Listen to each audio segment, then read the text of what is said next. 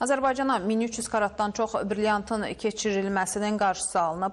Bu ilin yanvar-iyun aylarında Azərbaycan keçid məntəqələrində gömrük yoxlamaları nəticəsində 234 inzibati xəta, 54 cinayət faktı müəyyən edilib. Bunu Dövlət Gömrük Komitəsinin hava nəqliyyatında Baş Gömrük İdarəsinin xidmətin təşkili şöbəsinin rəisi Elşən Səfərli bildirib. Onun sözlərinə görə bu dövr ərzində ölkəyə 261.412 dollar, 21.728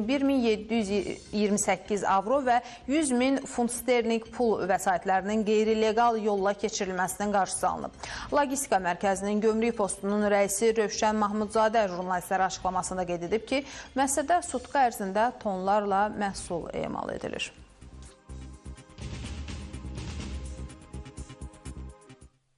Ümumilikdə sutka ərzində ithal yükləri 80 ton, ixrac yükləri 5 ton, ortalama yəni deyirəm sizə. Bir də tranzit transfer yüklər 600 ton sutka ərzində emal olunur.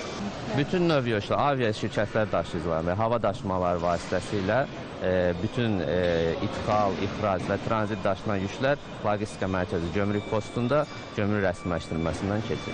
Əsas istiqamətlər Amerika Birləşmiş Ştatlarına istiqamət var, Avropa istiqamətlərimiz var, Çin istiqamətlərimiz var. Bir də Birləşmiş Ərəb Əmirlikləri istiqamətində yüklər daşınır, həm tranzit, həm ithal, həm ixrac.